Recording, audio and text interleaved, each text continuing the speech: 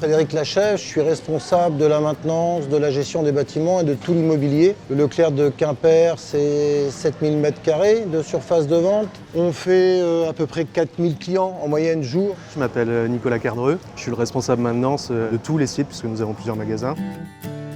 On avait une problématique de fond dans ce magasin qui est due à son âge, puisque l'enveloppe date de 88. Là où on se trouve sur l'ensemble des meubles surgelés, il y avait de la buée, que ce soit sur les surfaces horizontales ou les surfaces verticales, avec une très forte condensation. Côté client, évidemment, si vous ne voyez pas un produit, vous ne le vendez pas.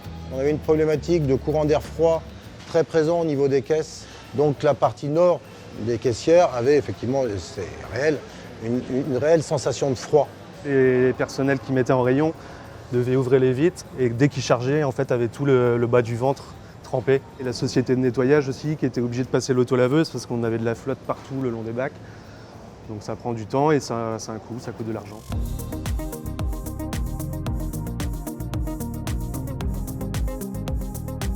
La solution qui nous a été faite par la société Aerius a parfaitement répondu à notre attente.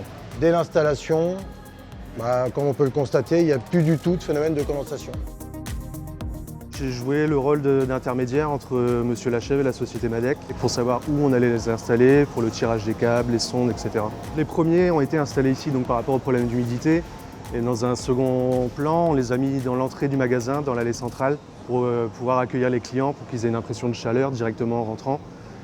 On a fait un test pour la mise en œuvre sur l'intégralité de la surface. Il y en a 18 qui sont répartis.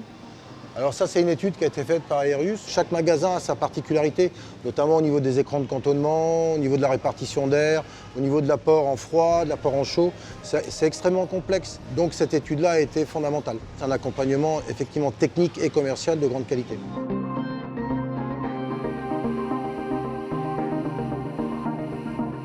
La déstratification nous permet de créer une déstratification des volumes d'air, donc de redescendre des calories qui naturellement montent.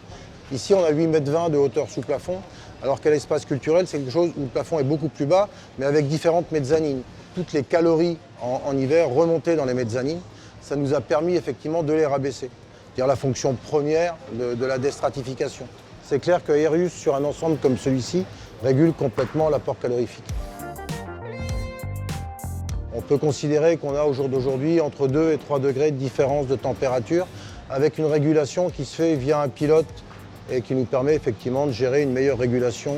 Ça ramène effectivement un sentiment de confort et c'est ça qui est important. Le fait de pouvoir installer ça, c'est éligible au C2E.